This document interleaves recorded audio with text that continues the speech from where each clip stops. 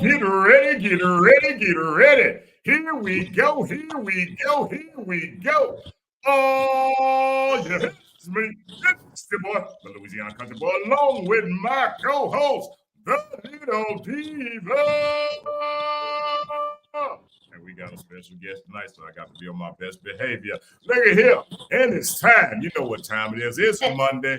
It's Monday. To the only show that has outlasted Monday Night Football, Monday Night Basketball, Monday Night Baseball, hockey, soccer, tennis, golf. We have been here solid for 2 years on the Monday Night. Running and gunning, baby, and we ain't going nowhere. We ain't going nowhere. So look at here, look at here, look at here. So before I go any further, oh, wait a minute. I think I might be doing something. Before I go any further, first and foremost, I want to say thank each and every one of y'all for tuning in. Thank you for joining us. Thank you so very much. I greatly appreciate it. I appreciate your support in everything that you do. Thank you for coming on board. So I'm going to sit back. I'm going to shut my triple trapper because I told y'all we got a special guest. We got a special guest.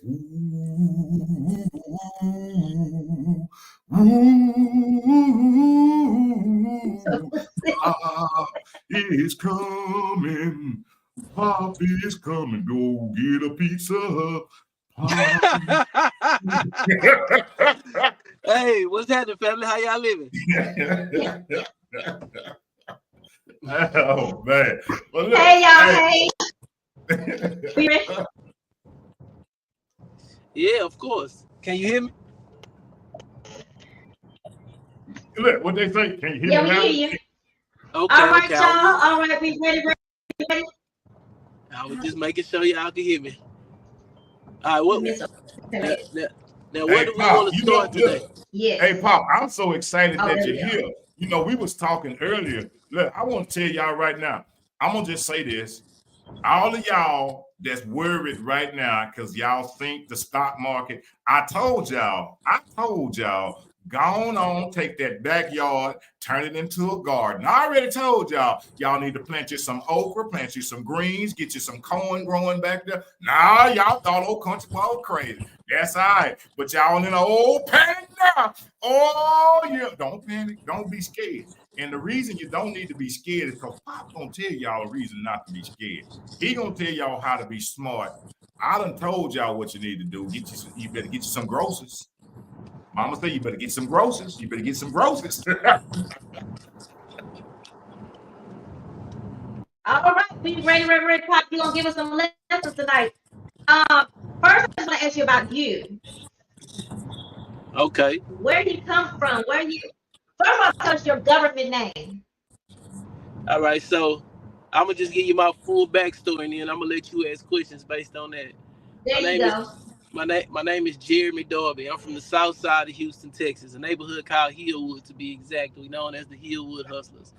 But I went to school, HBCU Prairie View, for mechanical engineering. My senior year, when I was asking people, how about going to work and all of that, it really didn't fit me at all. I already had a business, and I probably had, the first time they told me my entry level position, they were like, yeah, man, you're going to make like $60,000 a year. I had $60,000 in my pocket when he told me. I'm like, man, I think I'm really finna try to start my own business. And I already had a business, but I was into some other things back then. My life is drastically changed. But I took that idea of engineering and put it just into simple math. So I started doing logistics for FedEx as a contractor, working just with FedEx and getting a pay like that.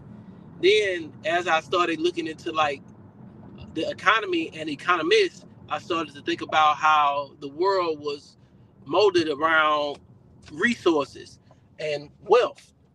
Because a lot of times when people think about wealth, they think about money, but wealth is not money. It's the exchange of goods and services, so that people that accumulate the most are those who have activity going on, not just those who are spenders, but those who are investors. So that's why I like when he was talking about the stock market, because we're going to go into crypto. But overall, I was looking at the black population, and I was saying, there's a book called Powernomics by Dr. Claude Anderson. And in Powernomics, it breaks down a mathematical equation based on, I believe, the year 2015.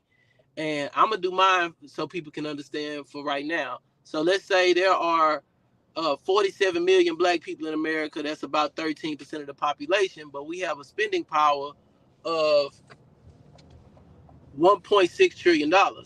Now, people don't really think about how much of $1 trillion is, because if you do the math on it, you'll say, if we were to be able to circulate our $1.6 trillion for 2 years just with each other, pretty much all black people in America would have $1 million, or at least access to $1 million. So the only reason we aren't able to do that is because it's harder to keep people poor than to allow them to be rich.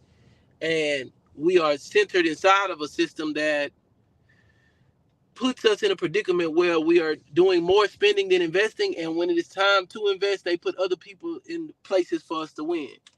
So I started to build something around that idea, and the company I built was called Unity is Wealth, and it was the idea that, say for instance, if we took a neighborhood, right? So we, especially people that work in the school district, understand. Let's say we live in Sunnyside, South Park. It's 50,000 houses in that area, and most people average income is under $40,000 or $50,000. But if you take those 50,000 houses who don't have a homeowners association at all, and to create a taxing system around them, let's say 50,000 houses get $20 a month, that would be an extra $1 million a month. Now, in a low-income, poverty-stricken area, I don't know if people can think about how much $1 million a month would impact it, because it's not just, usually when people say they put money into a neighborhood, you don't know where it goes. But if you are the people raising the money, then it's tracked and it's circulated, that means it never goes anywhere outside of your system. You put it right into the hands of the people, and $1 millionaire changes everything. And when you can create $1 millionaire a month, it makes it even better, especially when you can have 50,000 people on call, because that means I can say, hey, I'm dropping a t-shirt. I just want everybody to support my t-shirt. Boom, I'm $1 millionaire instantly. Hey, I got an idea. I need somebody to invest. Hey, here's the money instantly. So when you have access to capital, it completely changes your neighborhood. And that's what has started my path to do exactly what I'm doing now. And it's just led me in a lot of different directions. Wow. Let me ask you this.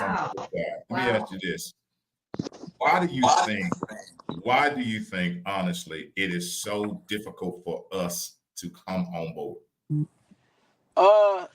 The problem is we have a dogma that comes along with everything. So say, for instance, when you look at president, right? They have trained us to believe that a president has to be somebody that's over the age of 35, is married with children. So when people look at someone, let's say I started my initiative when I was like 26, and the biggest thing I was hearing was, you so young, like, and I'm looking at people like, well, it don't really matter my age, this is what we doing. And it's no matter what corner you turn, there's something that is hindering us. So say, for instance, I first started as a crowd fund, and when I was using the word crowd fund, I got reached out to by the SEC, because in order to create a FDIC bank, you have to be able to use legalese. And using the word crowd fund meant that it wouldn't be able to invest in land, and I wouldn't be able to give out grants. So I had to learn that lesson. Then as I learned the lesson and I realized, we can do it just through business, and then businesses can give out grants.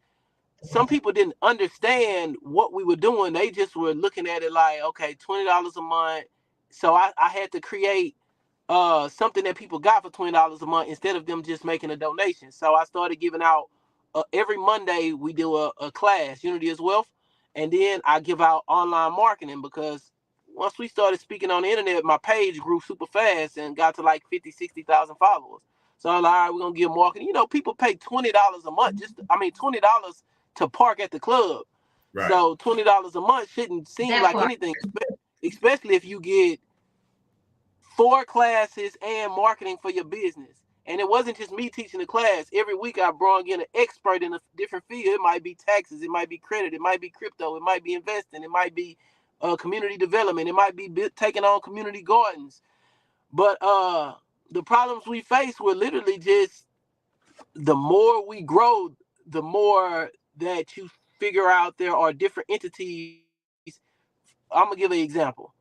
We had something called the Black Dollar Challenge. Well, remember, I said my page grew to 50,000 pretty fast. So I'll tell everybody, hey, what we're gonna do is we're gonna have a lottery, and everybody send $1 to my Cash App, and we just gonna pick a random person out of the Cash App. So what I'll do is everybody that send $1, I'll write their name on a ticket, and I'll put it in a drum, and I'll roll all the tickets around, and I'll stick my hand in there and pull it out, and I, depending on how much we raise, depending on how much we give out. So let's say we raise 10,000. My first prize might be $6,000. Then I might give away 2. Then I might give away 1. Then 500 until the money is gone.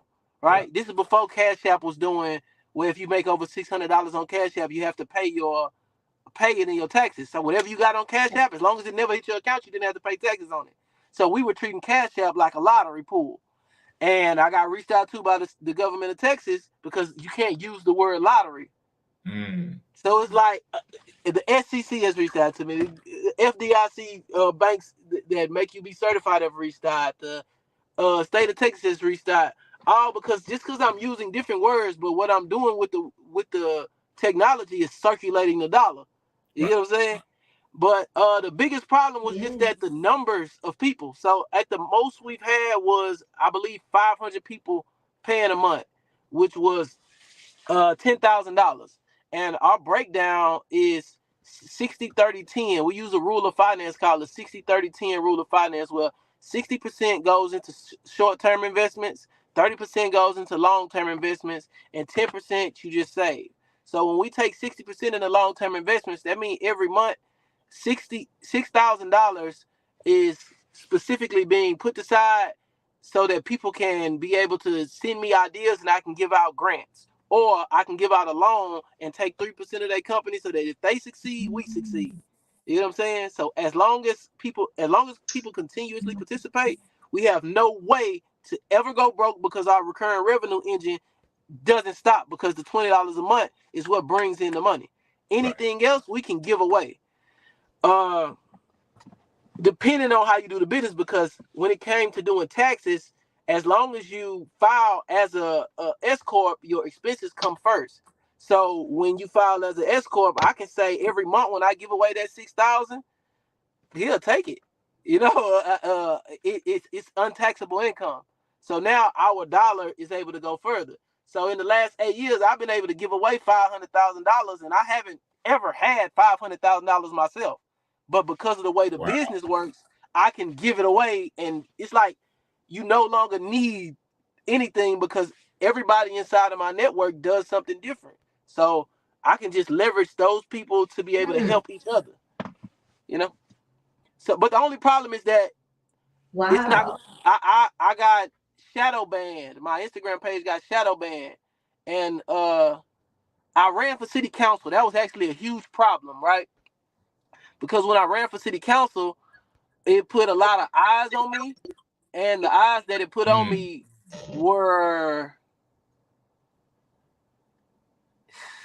they weren't trying to see my mission succeed. Let's say that. Put it like this. I turned down $300 million, a contract that they would give me a 3% interest in, where I could control 3% of a $300 million contract, because it was basically trying to make me the face of gentrification in District D, which is the south side of Houston. And it shifted a lot of people's minds, because a lot of people started thinking politically about, oh, if you get in position, then we can just do it like this. And I'm telling people, no, we already doing it. Just don't look at me running for city council as the goal.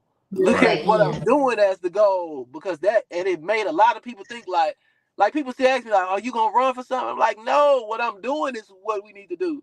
Not me running for anything. I just ran because I had a podcast in 2018, and a lady was running for mayor.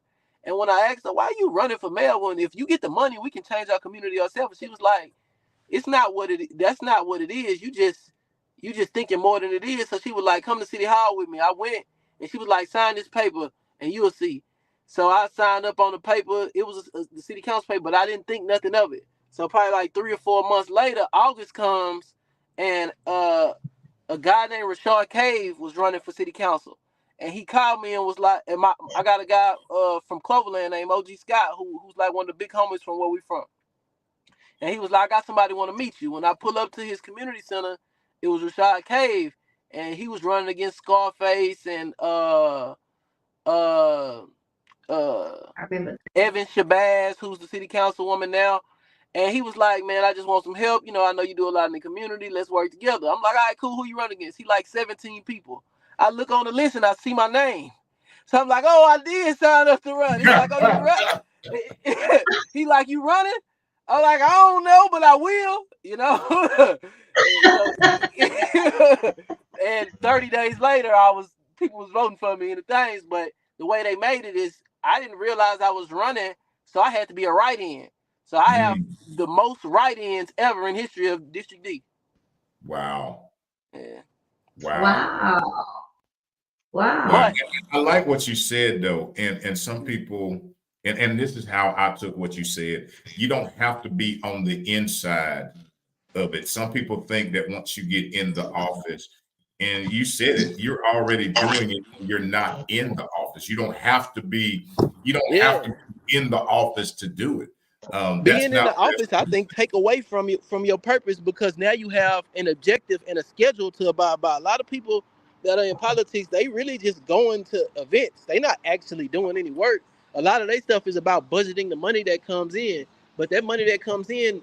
So when the war on poverty came out, they militarized the police and they put all the money into the government instead of putting the money into the community. So by the time the war on crime came, the militarized police just started locking people up and taking them to jail. And that's why we have situations like the circumstance we live in now with these neighborhoods. But if you are already just doing the work, then you can take that money and put it into the community and don't worry about what the government do with any money. That's like extra. Right. That sounds like you. He sounds like you, country boy. Hey, it is. That man, I ride with that. I think that is exactly it. But I think for me, it is the people must get involved. The people must understand. And when I ask you that question, see, because what I run into a lot is people don't understand, and a lot of people fear what they don't understand. They fear what they can't control. They fear that they're not being controlled. And I ain't in control. Oh, I want to see this and I want to see that. It's crazy when you say that, but then you allow government to run you and control what you can get, but you ain't beefing over that. But if here you are in the neighborhood saying we can do this, but now you want to be skeptical of the one that comes from the neighborhood, that's living in the neighborhood, that's trying to uplift the neighborhood. I'm skeptical of you, but let somebody from the outside, then you jumping up and down. Yeah, that's why I be saying it's like when people think about taxes, they don't realize that not only do we pay sales tax on every dollar we spend, that little percentage, but we also pay 33% in income tax. So people used to go to war about taxes. Patrick Henry and them was talking about no taxation without representation. Give me liberty or give me death. They was willing to die about it. And we just are sitting inside of a super tax system and doing nothing about it. Did he cut out? No, he stepped away from something must have happened. Well, let me ask you this. My daughter talks a lot about gatekeeping. So let's just say beauty supplies and stuff like that. So, in order to get beauty supplies for her beauty supplies, where do you have to go? To other people. Why do you think we haven't come together to do our own things, to have our own warehouses, in order to be able to work for ourselves versus going to people who don't look like us to say, well, you got to spend $5,000 in here in order for you to buy for us to be your vendor. What do you think that we need to do to get there? What we have to do is put our money together so that we can have access to capital, so that we can be our own supplier. Because people thinking about, like, say for instance, if I'm going to the beauty supply and I want to buy something at a black beauty supply and it's $20 more versus that other beauty supply, it's because they get it for a cheaper price because they're buying more because they have the access to capital. A lot of times when people come to America, the government gives them $60,000, $70,000, $80,000. I'll describe how later because they're restarting it right now with the immigrants that are coming in now. But the government will give them money before they give it to somebody who's actually from America in poverty trying to do something good for themselves with a good credit score. So we have to purposely and intentionally want to support each other so that we can uplift each other, because if we keep on looking at like, oh, well, ours cost too much, then we'll never be able to afford to get it for cheaper. They remember other people have a 100, 200, or 300 year head start than us. We didn't really get rights till 1965. And what, Martin Luther King died in 1968. That was around the corner. Them 70s was a little while ago.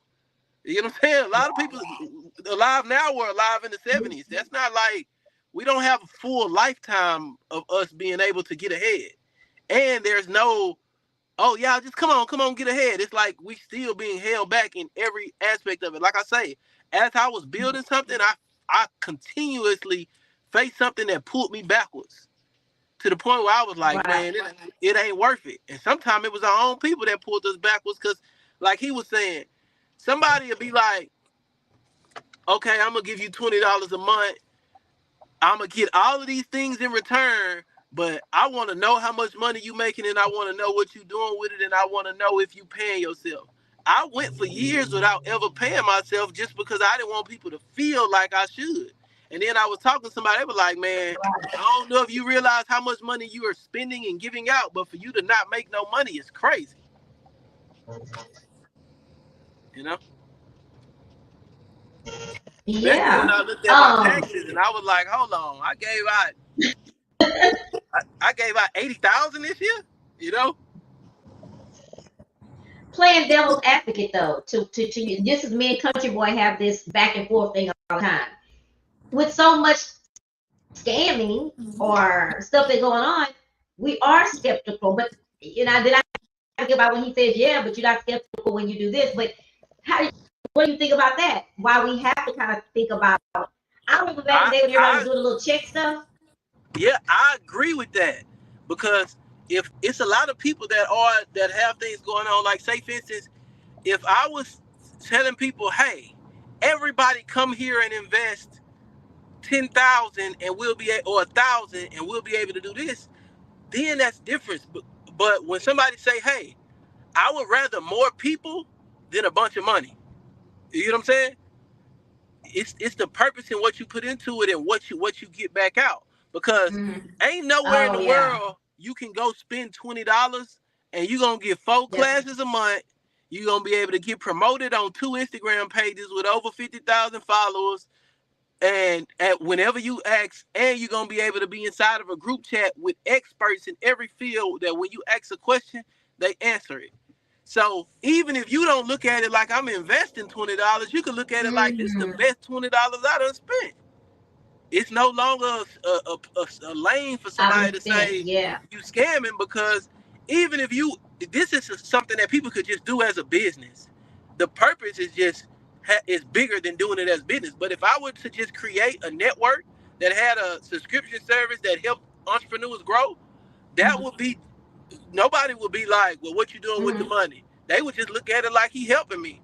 But because I've described what I'm doing with the money, that's the only thing that makes it questionable. Because it's not an investment, it's an expense. You know what I'm saying? Now, if I was coming through saying, hey, give me 10,000, I'm going to flip it. Yeah, that's a different conversation. Me saying, give me me saying, hey, I'm gonna charge you $20. I'm gonna give you all of this, but I'm not even gonna take profits out of this money. Give me, I'm gonna do this with it for the culture. Got it. Yeah. Huh? Country Boy, you disappeared for a minute. I'm sorry, y'all. Please excuse me. The executive producer called, and I love y'all. Trust me, I love y'all. But let me tell you something. When the executive producer called, I'm out. That's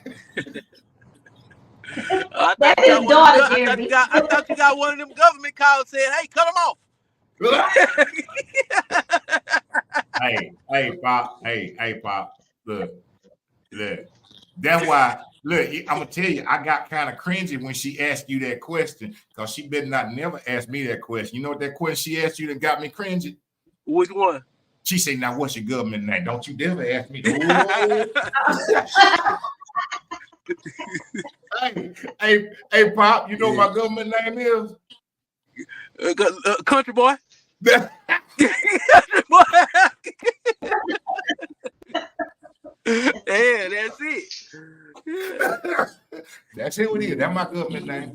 Yeah, you know you got to be careful. Like I say, it's serious. People have looked up my name to send me letters. Say it again. I say people have looked up my name to send me letters about how black people can't come together, about how I better stop, about I done got some messages made. Really? It's real, you know. And it's very real because remember, I have worked with some of the most known Pan-Africanists and thought leaders in America, and we done did events. I went on a tour across America for 2 years where we went city to city organizing communities to be able to think for themselves, trying to create a system that everybody can work under. And a lot of people we set up their system for them, and it fell through. Some of them lasted a year or two, some of them didn't. And then some people got under our system, and we still rolling. You know, and that's sad though. That's really sad, Pop. And what you said, I think that a lot of that all works together. A lot of people, unfortunately, and sometimes we misconstrue this, is a lot of people don't want any of us to succeed. This thing, in my opinion, this is just me. This is just back porch country talk. This ain't about color. This is about economics. Yes, sir. Somebody got to be poor. And what has happened is they use everything to divide it up into little chunks. So you think it's about this, that, and the other. People, if y'all don't, this thing is about economics. That's all it's about. And that's just how I see it. That's all it's about. And nobody, when you start to gain traction with getting people involved and people, whatever they call it now, awakening, waking up, or I don't know what they call it. You know, they got a term for it. But anyway, when they start doing that and people start being like, and you start sitting back, so many people are so into just reacting instead of thinking out the process. Let me think what this process is. Let me look at this. So many people are just running on this hamster wheel. I'm sorry. I think the world has been conditioned for people to think that they're getting ahead when you ain't nothing but on a hamster wheel. You just the hamster that's just a little bit further ahead, but you're still on the hamster wheel. Yeah. And when you start to realize that, and you go like, hold up, wait a minute. Am I really getting ahead? Just because I think I'm ahead of a hamster behind me, I think I'm ahead. And that's not how it works. Our media has mastered symbolic victories.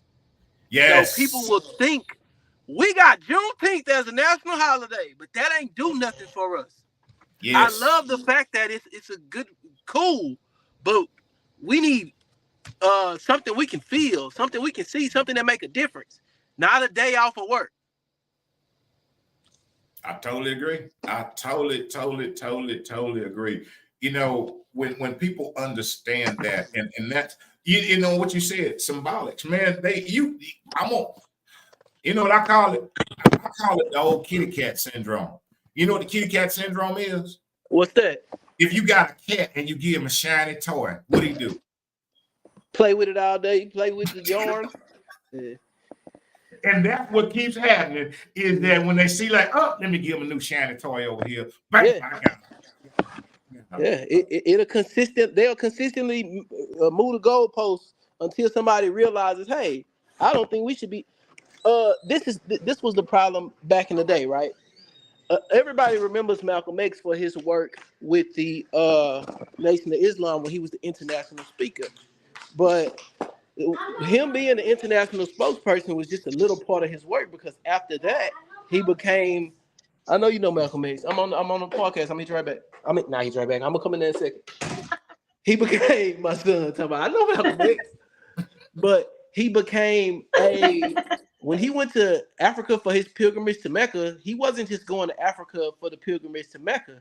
He went as a representative of the 22 million African Americans at the time, and he wanted to change their plight from civil to human rights. And he started an organization that ended up becoming the New Republic of Africa, and was speaking to what became the African Union back then about getting countries to recognize Black people in America as people that deserved rights, that deserved more, because the 13th and 14th Amendment for us changed our status as people. From people think about the 13th Amendment and think that it freed us, but it didn't free us, because the 13th Amendment says that you're no longer born into slavery, but if you don't follow our rules or you break them, then you're back a slave again. You get what I'm saying? So it says if you go to jail, you're a slave again. Then the 14th Amendment says that when you're born in American soil, you're born as chattel property of the government. That's why we're born with birth certificates. So if now we are born as property, then we become prisoners of war to a country that basically took us over, and other countries can't help us. So Malcolm X was trying to reach out to Africa saying, hey, we need to be represented at the African Union as a nation. So they created Black nationalism, and they were saying, well, we can't accept y'all because of the legalese in America, but if y'all get a defined territory and y'all unify, then we and agree that y'all have a group of people that are a nation, then we can be able to help y'all and send y'all some funding. Because when back then Africa wasn't so. Right now, Africa is completely colonized, even with the mental state of thinking. So in the 60s and 70s, they had action. You know, they had real wars going on where people were wanting to rule their own republics. And they were saying, you know, we'll help y'all. First thing to do, step one, was unify. That's why when he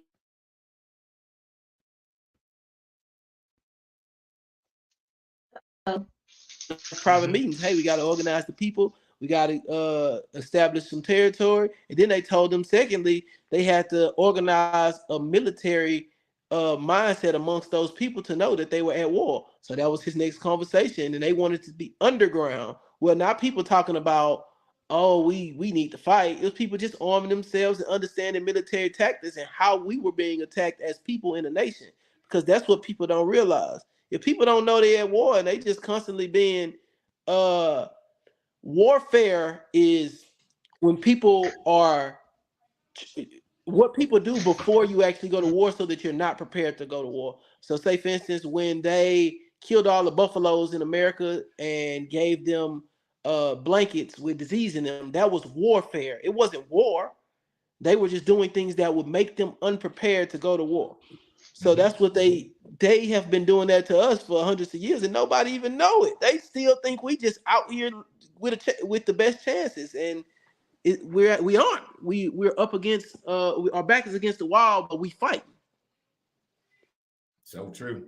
So very Wow.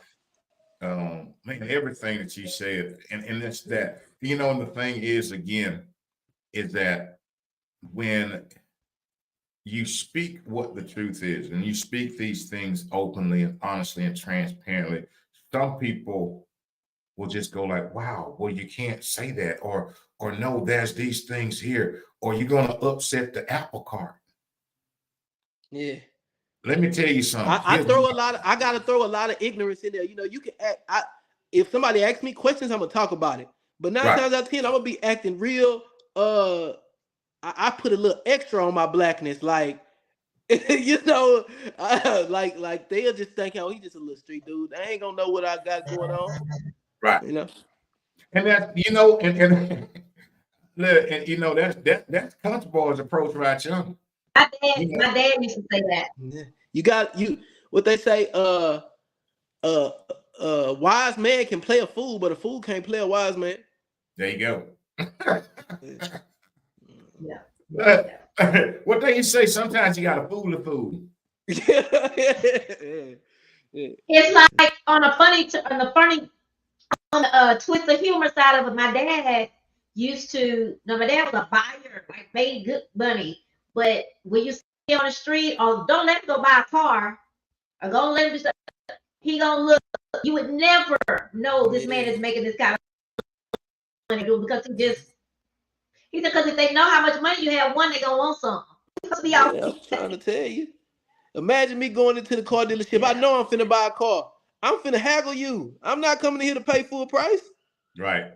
I'm trying to get the cheapest they can. They don't need to know I'm paying cash until it's time for me to pay. I'm gonna ask you, how is financing? I'm trying to figure it out.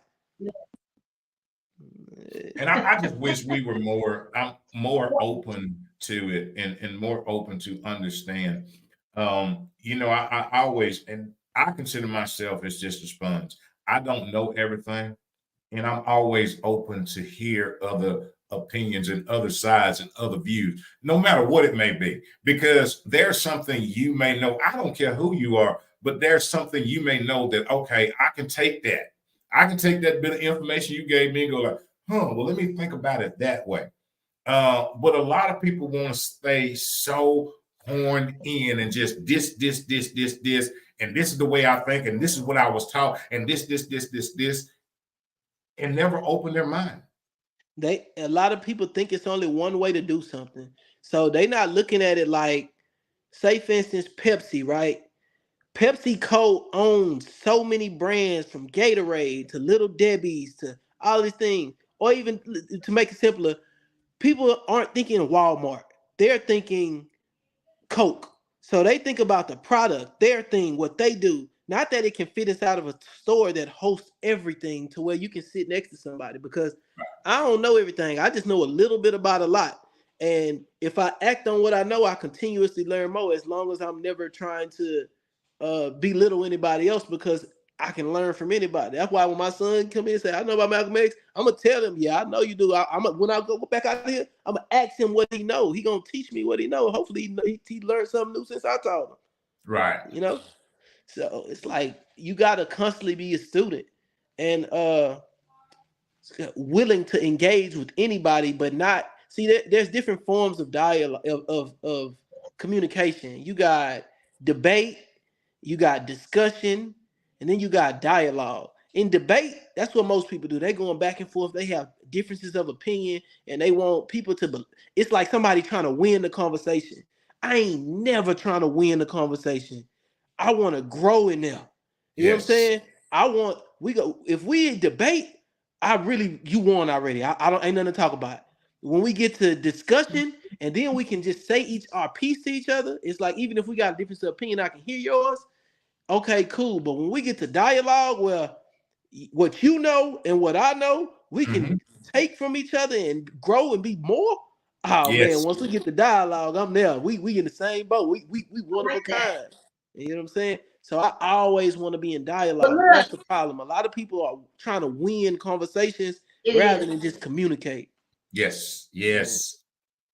And y'all know what? It's funny you said that. It's something I'm gonna have to work on, because I have an African American man coming on my show. So Super Tuesday Talk starting tomorrow. So I'm having different people come on and talk about the election 24. Well, I have a Black Republican coming on, and so I'm gonna try to keep that in my mind and just be able to listen and let him do that. So when you saying that, it just made me think about it. I've been trying to figure out how I'm gonna maneuver this and not, because I will argue you to death, right, country boy? Will. Country. Yeah, well, just think about how they say Republicans and Democrats are just wings on the same bird. Same one. Don't look at somebody because they say they're a Republican or because they say a Democrat that they automatically on your team. You get what I'm saying? Hey, Pop. Yeah, they all crooks. Yeah, they all crooks. Look, I done told you, I had to turn down $300 million, man. They crooks. This argument, we go to this argument all the time. all the time. Yeah, it's Because nobody in position. I'm trying to learn this stuff. Huh? I say it's even if they don't know, you know, because it's nobody in position that I could see that's willingly moving and saying the things that need to be said. So they might not know what to say. They might be so into politics that they think they're doing the right thing.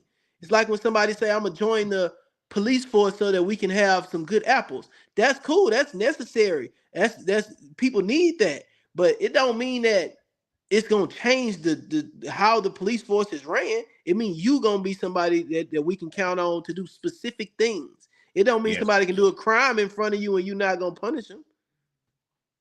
Facts. You know, slavery Facts. was a crime at one point. I mean, slavery was legal at one point. Being a runaway slave was a crime. So if you were a policeman in that time, then what you do is, and you caught a runaway slave, are you gonna let them go just because you want to be good, or are you gonna do your job? Right. That's You know? it. Man, I so agree with I'm what gonna you change said. this topic up a little bit. Oh, sorry. Now I made a post the other day, Pop, and it was something that I learned that my daughter taught me. Okay. And, you know, as old as I am, again, we all have to be willing to learn something. She taught me the difference between dirt and soil. Can't grow on dirt. Soil is meant for nourishment and fertilizing. Dirt is for burying and hiding things. How ironic. Dirt and soil. Yeah, two different things. I'm trying to tell you. Wow. Things. Wow. What That's I know crazy. my bad, y'all. I know I changed the topic off the jump. I just got to talking and spewing out all kinds of stuff. Yeah. But you know, you were good, you were fine. I felt the energy. But so I saw. What you said, Trey? Yeah. You and Country Boy, two of the same. So I said y'all two of the same, but it was good. It was good. I'm only changing a little bit. Oh no, I was about to say when he said I've been talking about people. When he said I've been talking about people need to have okra and gardens and community garden in their backyard, I already knew what he was on because he have a mindset of people need to be self-sufficient and not just depend on technology or investments or anything else or working. You need to be able to take care of your own family, your own home, your own land, so that no matter what happens, you good, and then you can create a compound for others to be good. Because when you do that, because if you a gardener, you can feed your neighborhood. You know what I'm saying? There you go. I mean, look. What you about to say? What was that question? Pop, look, I'm gonna say this, and I'm gonna let my co-host handle it. I'm gonna just say this right here. Look here. When people understand this right here, and this is what old Country Boy understands right here, you can spend $1 million and buy a house, and it'll never be yours. It will never be yours. You can spend $150,000 and buy the finest car you want. It will never be yours. Why? Oh, Country Boy, I own this house. No, you don't. Stop paying taxes. Stop paying taxes. It'll show get took from you quick, fast, and in a hurry. It's never yours. And in the mindset, but this thing has been trickled and tricked. I call it the old shell game because they've been shipping these shells along. Boop, boop, boop, boop, boop.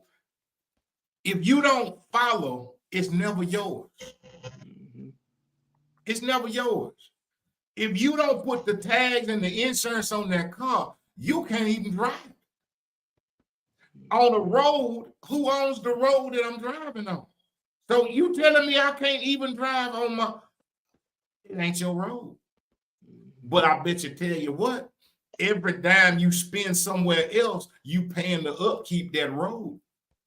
Even if you ain't got a car. Because they gonna take it. They ain't asking for nothing. They taking them taxes. Take paying it. Oh, look, that's what I was saying when you cut out. Right? Patrick Henry them, they was no taxation without representation to the British government because they felt like 1% was them being taxed too much without them having representation in Parliament. We are taxed not only sales tax with the money we spend, but income tax with the money we make. Yes. So, and nobody in an uproar and nobody complaining about what y'all taking our money to do. They just tell you, oh, well, that's what we pay the police and the firefighters and all that with. But nobody thinking, you know what, we could just tax ourselves and pay our own police and pay our own firefighters and pay our own everything. They willing to see, when you a minority in Black's Law Dictionary, it says that you are somebody that is not mentally developed enough to take care of yourself, so you need a legal guardian to take care of you. That's what the law defines as a minority, somebody who's not mentally equipped to take care of themselves. So we need a guardian. So I'm saying I'm mentally equipped. I know I can take care of myself. I don't need no government guardian. I need people smarter than me around me so we can get to it. That's facts. That is facts.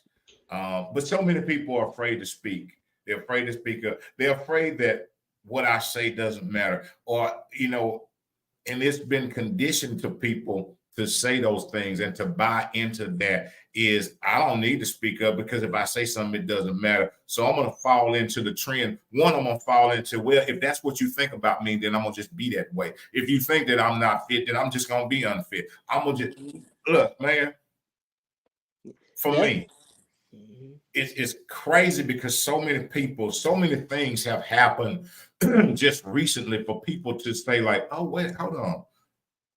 Let me think about where I'm at. But we're so conditioned to go back to where we were that we can never go anywhere further. We were so when the pandemic hit way back when, it should have woke a whole bunch of people up. But what happened was after that, it lulled people back to sleep. So people fell back into this whole thing. Right here in the city, when all the stuff happened with the storms and it should have look, that was your second shake right there. I mean, how many times you gonna how many times you gonna hit the snooze button, baby? Yeah, there is a African prophecy from Egypt that said in the year of the 9, in the age of Aquarius, a trumpet will sound and the people will wake up and galvanize themselves to be able to organize themselves for a ritual procession into consciousness. And we are in the age of Aquarius right now. This is from when the pyramids was built. So that been on the wall in the pyramids for over 6,000, 7,000 years. Did not go my door. Go see. But if it said that 7,000 years ago, and we didn't get to the age of Aquarius until the year 2000. So that means they were predicting about where we are right now. And they said the year of the 9. Now, we don't know what they consider the year of the 9 because they say in 2016, right, you got 2 + 1 + 6. That was a 9. 2016 was the year 9. Then they say a trumpet would sound. So Trump got elected in 2016. This should have woke people up and galvanized them to know that they could organize themselves to do something.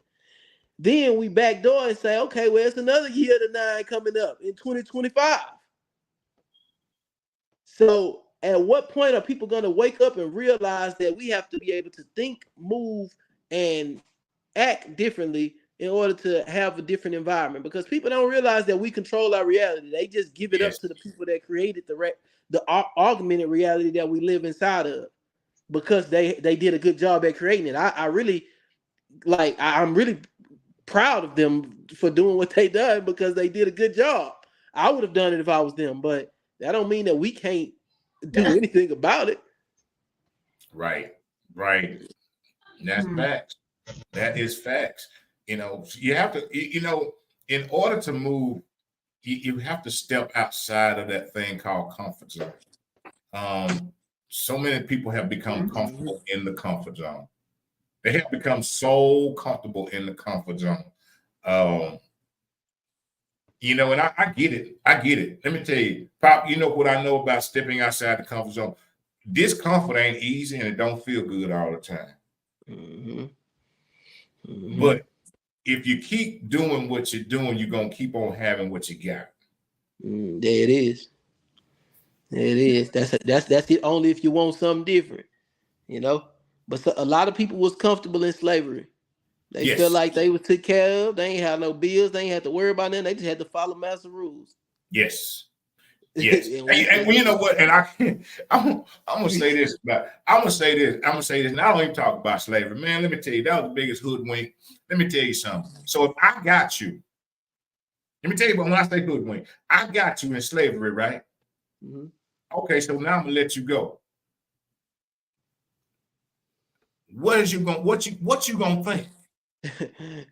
what you gonna do without no education? Because I done kept you as dumb as I possibly can, so that if I ever had to let you go, you would still have to depend on me. There it is. And that and look, and here we are in 2024 or 25, wherever we at. And guess what? I'm gonna tell y'all out there, y'all might not even like me for it, but a whole bunch of folks are still in slavery. They just ain't got no chains on. Yeah. You could tie a horse to a chair. He won't pull it. If he trained right, he ain't gonna do nothing. He gonna sit right there. He gonna think he locked up. That ain't gonna move it. It's mental conditioning, and that's what we have been mentally conditioned. And that is the thing that gets me like, man, do you not see? And I can't say, do you not see? Because guess what? Folks really don't see. They don't. But the problem is, the good thing that they did was they made it to where it ain't that they can't see, it's that they don't know what to look for. That part. That's it. That's where it's like, dang, they got us. Yep. They got us because it's like people don't even know what they looking for. They send so many false alerts out there on different directions to look that you could be so distracted that you might, if you get lost in that train of thought of trying to develop yourself, you can really go the wrong way and be stuck there for life.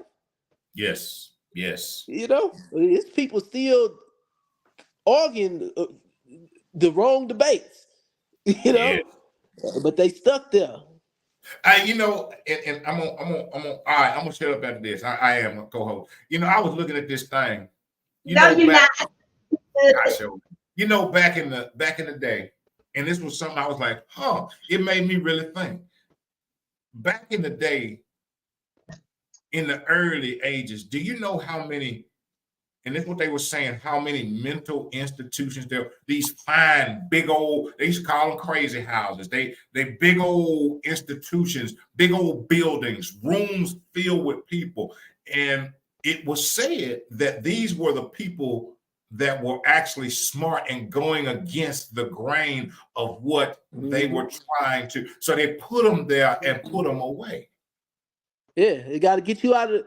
They got it. So that was the purpose of COINTELPRO, was to make sure anybody that would look like a black messiah, that could have a messianic energy, that would galvanize people themselves, was to be made to look like a fool or crazy or out of their mind.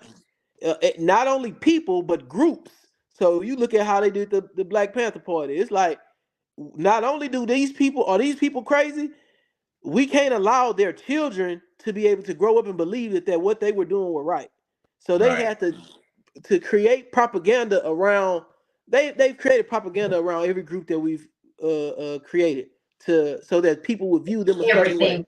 You know what I'm saying? So you got people that might be just a regular black person from a neighborhood looking like, I don't mess with them. They be doing this or they be doing that. It's like, you don't even know they policies or what they trying to do. You just looking at what the newspaper said they do and judging them based on that, you know. Right. Or they plant a bug in there and make him be a drug dealer, and now you say all of them is drug dealers. Don't listen to them. You know what I'm saying? Right. That's what early age, like, what you think has held us back. It ain't that we haven't been able to do this for a long time. A lot of people are in fear because of what they've done to stop us. Remember in 1921 was the Black Wall Street bombing in Tulsa, Oklahoma. But that wasn't just in Tulsa. That was in Rosewood. That was in Texas. That was in Mississippi. Right. It was in so many places. That was in Seneca Village in New York. That was in Harlem.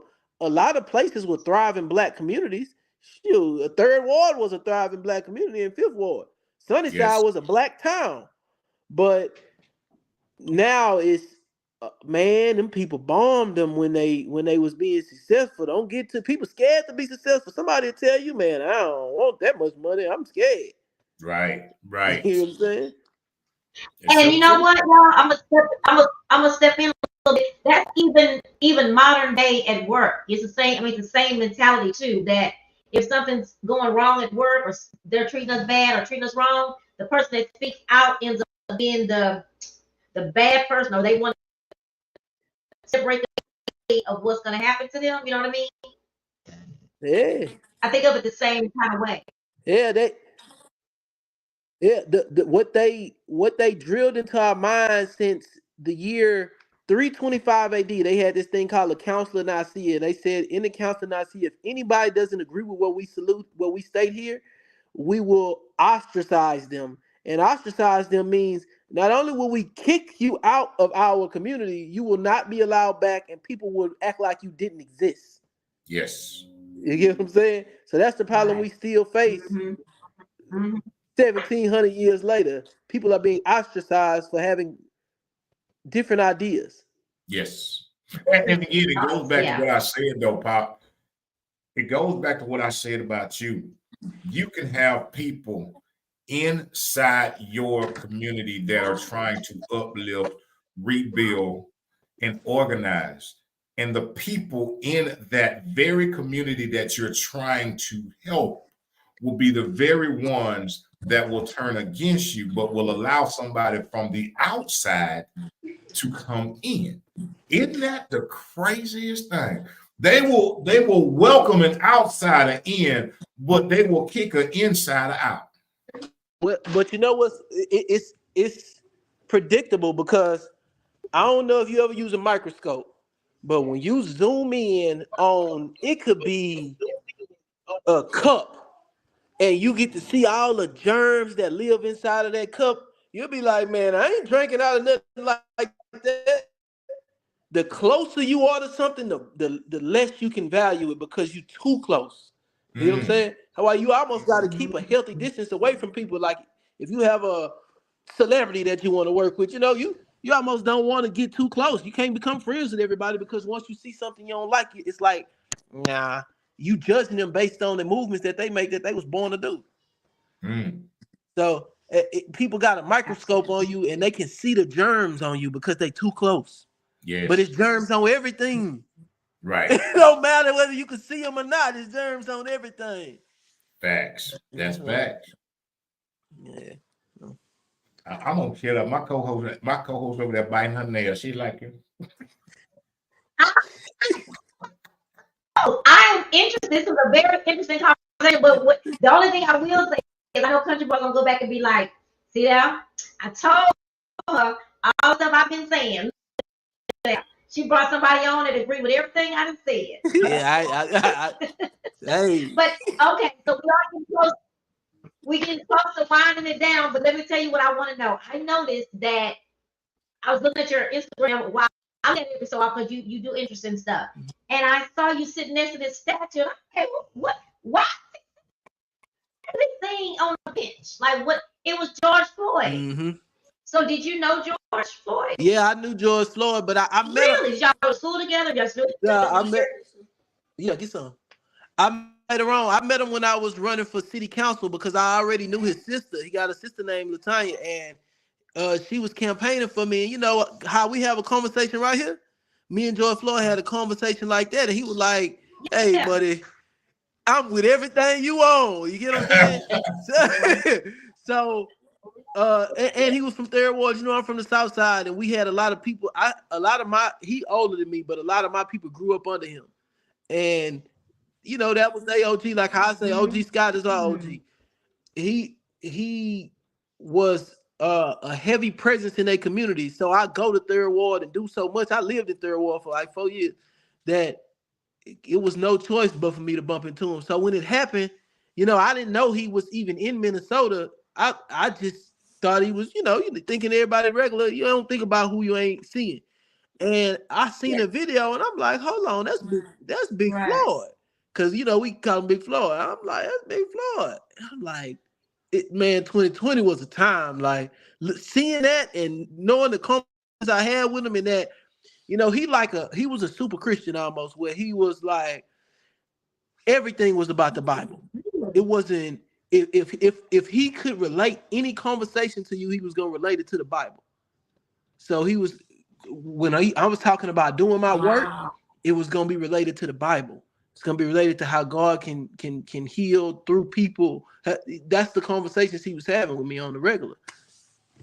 But yeah, his sister was like campaigning for me. So I met him through his sister because she was campaigning for somebody else. My homeboy Travis, when I go to the polls, you know, I have a different message when I talk, because I'm talking about how we can leverage technology to create our own neighborhood government rather than just us get elected and hope we do right.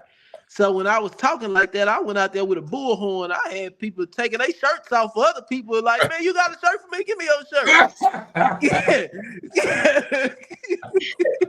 And she was one of them people. And she been pretty much keeping up with me ever since then. Wow. Oh, wow. And you know, when you say that about George Floyd, I knew nothing about him except what you saw in the news. So to hear you say that gives me another thought of who he was. Wow. Yeah, he huge. He was huge. He's 6'6", big muscles. You'll be scared of him if you see him. That's why I know why they did it. You know what I'm saying? They seen him and was shook. They was scared. But he was almost, he like a gentle, he was a gentle giant, but he had a message inside of him. He had already been through what the pains that life has to offer. He had gave his life to God and was trying to push it. You know what I'm saying? He wasn't just like, sometimes now, every day he was gonna have a Bible on him. If you look at his pictures, he in the middle, he in the CUNY Homes, right? They taking a regular picture. It's a regular day. It ain't Sunday. He got a Bible in his hand. Wow. You know what I'm saying? Yeah. Wow. But yeah, that's crazy. But yeah, I wouldn't say we was the best of friends, but I had met him on multiple occasions and we knew each other. You know what I'm saying? Man. Okay. You know, and that's that thing works. You said gave me a whole different outlook of who. No, go ahead. Yeah, but the conversations you have with people almost dig further. I might right now, the conversation we just had on here, if somebody asks me about Country Boy, I'm gonna say that's my dog. I know him. You know what I'm saying? So that's what it was. It was like when the conversation gets so deep, when somebody could see your mind, yes. it almost they might know you somebody better than somebody that know you forever. That's it. That's it. And you know, everything is meant, man. I don't believe in happenstances or coincidence. I think that if we open this thing up how it's supposed to be, again, like I said before, everybody has an opportunity. We can gain something from everybody, either learn what to do or what not to do. But we have to be able to filter that thing and not be so closed off and think that this person can't tell me nothing. When we get to that point, that is a real bad place to be, to say, well, you can't tell me nothing. They told me a long time ago, you know, when you're the smartest person in the room, you're in a room full of idiots. You're in the wrong room. Yeah. If you feel like you're the smartest person in the room, man, you're in a room full of idiots. You know, we have to be willing to think and allow and to grow and to take from others and to glean from others. We have to willingly become soil. We have to willingly become soil. You know, and I say these words right here, man. Everything you ingest, you don't have to digest. When we take that, just because you don't have to digest that, Okay, you know what? That don't fit it. Okay, I can spew that out of my mouth because that don't fit. But that right there, hold on. Wait a minute. That need to go down a little bit further. That need to stick to the old rib cage right there because that right there.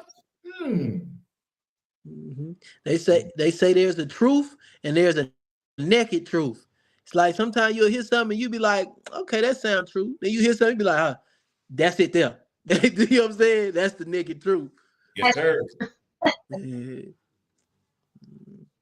Yes, indeed. Yes, indeed. Well, we're gonna wind it down. This has been really good. And he's over there drinking my Mountain Dew. I didn't know you drank Mountain Dew. But anyway, he drinking your Mountain Dew. I'm finna eat your pizza. Oh no, my God! But oh my gosh.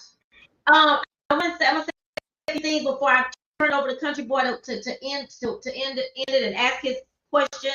That I can't wait to hear the answer to. I hear it so much, but I want to hear your answer. But I hope that you'll come back again. The country boy has a show called My. Tell me why your show is called My Worthless 2 Cents. My Worthless 2 Cents Table Talk. It's My Worthless 2 Cents. My Worthless 2 Cents is actually the name of my whole company. It is My Worthless 2 Cents LLC. My podcast is My Worthless 2 Cents Table Talk. Everything stems from My Worthless 2 Cents. My Worthless 2 Cents is actually something. It has a phrase underneath it. First, it's My Worthless 2 Cents. Your approval is not needed. My Worthless 2 Cents stemmed. I thought it was just me coming up with something really, really good. I thought it was like, years ago, I was like, oh, that's really good. And I used to use it years and years ago because when I was on Facebook, people would put up posts or people would make comments and stuff. So I would make posts and I would tag it, My Worthless 2 Cents, your approval not needed. Hence, don't be coming here comment and tell me what to say, what not to say. It's just My Worthless 2 Cents. Don't become offended by it. I thought that was me. I thought I was the smartest one in the world. Pop, I thought I had came up with the who. But as I got older, and they say, when you get older, you get a little bit wiser. And I became a little bit wiser because one day God tapped me on my shoulder and he explained to me. He said that, let me tell you about this story. I said, what? He said, I wrote about this woman that went into this synagogue and it was offering time. And there were all these people and they were passing around a collection plate and all these people that had much were just giving everything that they had. They could just chunk it out, hundreds, whatever they had, all of theirs. But there was this one woman and she reached and all she had was 2 copper coins, her last 2 cents. Everyone else thought what she had was worthless. But he said that she had given more because she gave out of her lack and she gave from her heart. And what she poured out was her worthless 2 cents. So in essence, her worthless 2 cents were actually priceless. It was all she had. She gave. Yeah, that's the difference. If you ask somebody with $100 for $20, or if you ask somebody with $20 for $20, them 2 different acts. 2 different acts. Yeah, and both of them could give it to you, but one of them gave you more. Yes. Yeah, for sure. Exactly. Well, I said that to say I do hope you come back so we can talk some more because I've heard more. I already thought you were amazing, but the topics I want to make sure we get into the crypto. But maybe Country Boy will invite you onto Table Talk too, so you can be on that platform as well, and I can check in. But thank you for joining us tonight. But I also want to thank you for what you do for the community. I want to thank you for what you do for these kids. I tried to let you go to the South Side. I just couldn't do it. I felt like Third Ward was like, so. But anyway, I want to thank you so much for. I say we gonna make it work. Yeah, we gonna make it work. Remember Lincoln, that ain't that far. Yeah, right down the freeway. I just like to be by us. Yeah. No matter where we at, as long as it's us. And I want to thank you for doing that for our kids.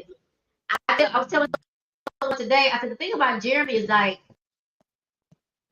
what amazes me is I'm horrible at math. Everybody know I'm horrible Matter of fact, when HISD started making us go into the classrooms, they made a mistake and they put me to teach math. It was so hilarious to me because I was never did math. I thought, okay. But also taught, what's a philosophy? What's the topic? It was not philosophy, physics. Physics. And I was like, I was just listening, like, damn, he know me. I would probably pass algebra with that kind of teaching. Because everybody that knows stuff can't teach stuff. I'm a firm believer in that. Even in college, I had people with the heavy accents. They were wonderful at math, but they couldn't teach it. They couldn't break it down. And I'm the type of person that needs to know my end goal, and they didn't know how to teach. They didn't know how to teach the way I could learn. Does that make sense? Anyway, so I do want to thank you for taking the time doing this for our kids in the community. Didn't know you ran for city council. That was very interesting. And can you tell us before Country Boy takes over, how can people contact you? And yeah, do you still do these workshops? Yeah, I do it. I just don't charge no more. But they can really find me on Instagram because that's the best way. I don't want nobody texting me. I don't want to check no emails. So if they go to Instagram and type in @pop_Darby, spelled just how it's spelled on the screen, they'll find me and I'm reachable. I'll talk back to you. That's what I'm talking about. I talk back to you, Pop. Talk to me. I'm gonna talk back. Okay. Well, thank you again for everything. Now, Country Boy, we're gonna let you take over and put it on. Oh my goodness. Oh my goodness. Well, look, Pop, I want to say personally and collectively, on behalf of myself and the show, thank you so very much. I can on this, and I can speak for my co-host. I thank you so very much for coming. It has been a pleasure. I always have a pleasure sitting on the poets, man. Ain't nothing like old poets talk, man. That's why I like old poets talk. Ain't nothing like old poets talk. That's what we had for sure. Oh, wait a minute. Let me say this on that note. So Country Boy don't ask questions. On this show, we don't ask questions. Country Boy don't ask questions. We just talk. So that's you know why that is, Pop? Is because I am, and the reason it is this, and this is how I feel about it. When people, I can't tell nothing about you. I can't ever ask you the questions about you that's about you. I can come up with some stuff that I may think. But I think it is more authentic for a person to talk about themselves. Tell me about you. And not even to tell me, but a lot of people want to sell something. And this is what I talk about in the sales business. Man, look, don't try to sell your product. Can you sell yourself? Yes, sir. It is. Can you sell yourself? Yeah, I mean, it ain't an interview, it's a conversation. It's a conversation. And that's what it is. And so many times in this life now, we are so lacking of having conversations. We're so lacking of, and I get it, because sometimes people want to judge you for what we're talking about. People want to judge you for how you say or how you talk. Well, you know what? They came to the wrong place, because you can judge me how I talk. I don't really care. But folks want to judge you for how you may say this or that, or your way of thinking, instead of, again, embracing it and hearing it. Hear a person out and have an open dialogue. This platform is built on being open, honest, and transparent. Because look at here, we both say the same thing. Two things we know for sure. We don't know nothing else. You know what we know? We ain't got the keys to no heaven, no hell to put nobody in. I'm trying to tell you. Ain't neither one of us been granted that. We ain't been granted that privilege to be like, you going to hell. Well, you going to hell. We ain't got the keys, so we don't have that. So as far as that judgmental thing, it's open, honest, and transparent, and more people could be like that. So I thank God for the platform. I thank him for the opportunity. And I do. Well, I lied. I do have a question, and it's one that's really near and dear to my heart. That I started asking because it gives so much insight. It gives a person a chance to really open up. And it's a real, I say it ain't that hard of a question. It ain't but one question. And the question is very simple for me. Because first of all, it was one I had to ask myself years ago. I started asking myself. So the question is this. You ready, Pop? Yes, sir. The question is this. It's an old question, old good old question, a little easy question. The question is this, Pop, can you tell us what is your why?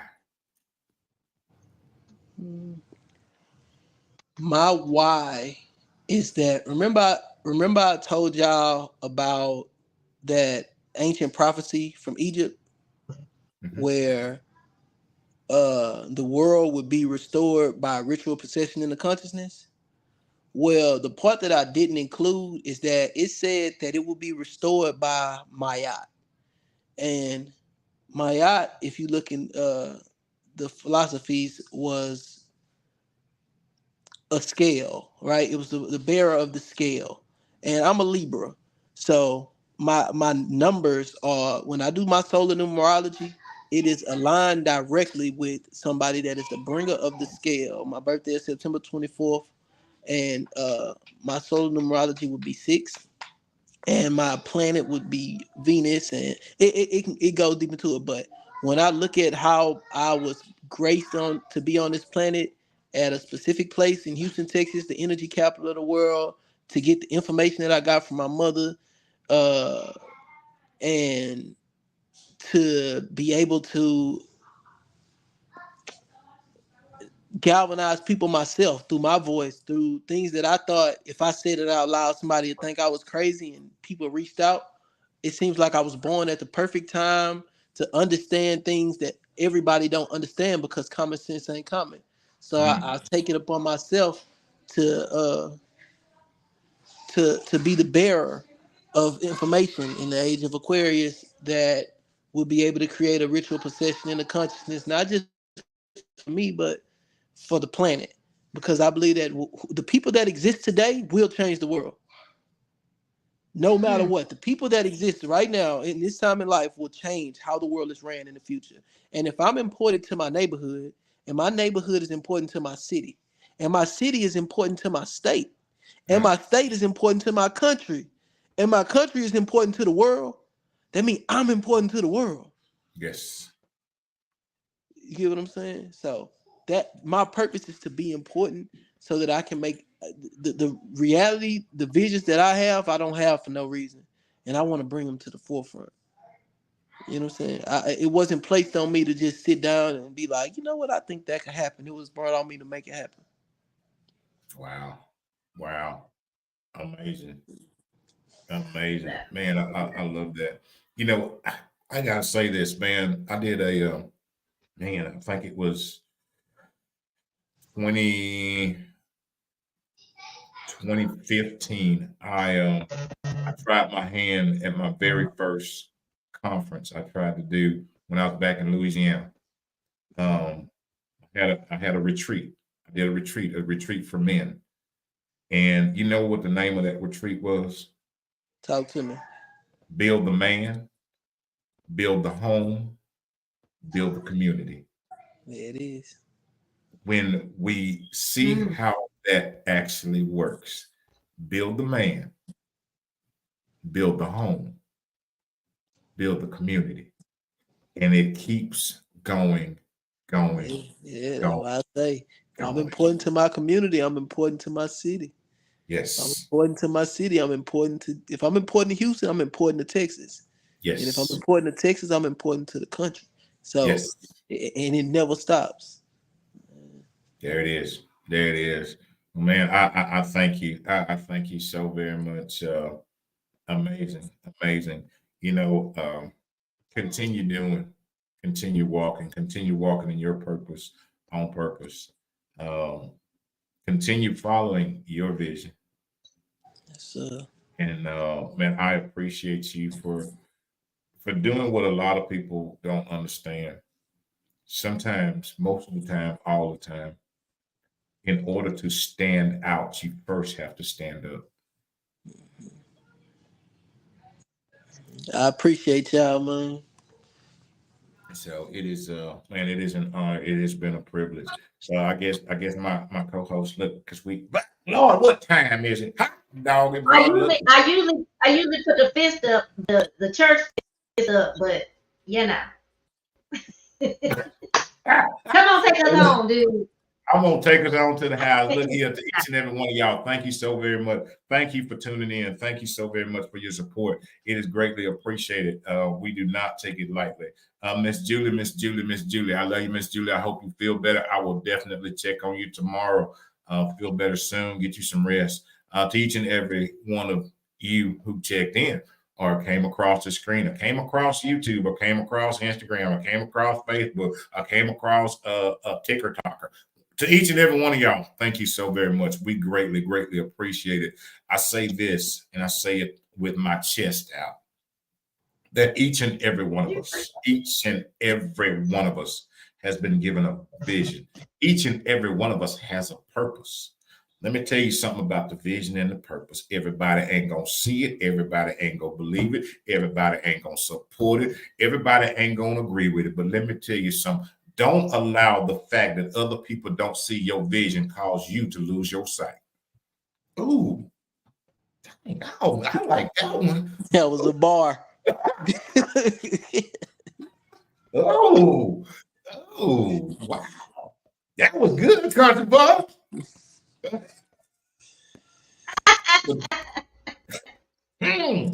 Might have to put that one in the book. Just keep your vision. People may not support you. That's okay. People may call you crazy. People may say this, that, and the other. But let the naysayers be the naysayers. What you do is be the sayer. Be the sayer and the follower of your vision. Follow your vision, whatever it may be. I don't care if it's a speaker. I don't care if it's a writer. I don't care if it's a singer. I don't care if it's a dancer. I don't care if it's to run a hair salon, a auto shop. I don't care what your vision is. Understand this. Now say this. Now say this. And I pray that one day somebody goes like, the very vision that you have, that God has given you, understand this, is that somebody is waiting on you to fulfill it so they can fulfill theirs. Somebody is waiting for you to fulfill your vision so they can fulfill theirs. You are the mail carrier. And if you don't deliver, they will never be able to deliver. And I don't care if there's 50 other million people doing what the vision that you have to do, but guess what? Can't nobody do it like you. You are an original, baby. You are an original. Can't nobody sing that song. Can't nobody write that note. Can't nobody write that book. Can't nobody lead that conference. Can't nobody lead that podcast. Can't nobody do it exactly like you. See, there's something inside of you. There's something special inside of you. So don't you quit. Don't you give up. And don't you give in. I'm not telling you, oh, it's going to be easy. But what I am telling you is it will be well worth it. And understand this, your vision and your purpose. Here go the key. It ain't even for you.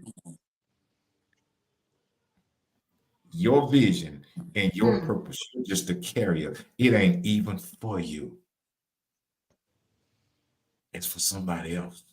People talk about, I wonder what my legacy will look like. Your legacy will look like however you carry out your vision and walk in your purpose. That's what it looked like. And the thing is that is up to you. That's the wonderful thing, is the choice. I speak on behalf of myself and my co-hosts and this wonderful, wonderful, wonderful podcast, The Real Conversation with a Twist of Humor. When I say this, is that we believe in you. We support you. If nobody tells you, we will tell you we believe in you and we support you. Don't quit. Don't quit. Don't quit. Don't matter if nobody don't watch the show. Don't matter if nobody don't like it. So what? Heck, they don't like Country Boy, but he keep on going. Yeah, because guess what? The thing is, I don't care if I don't watch me. I'm gonna still be here.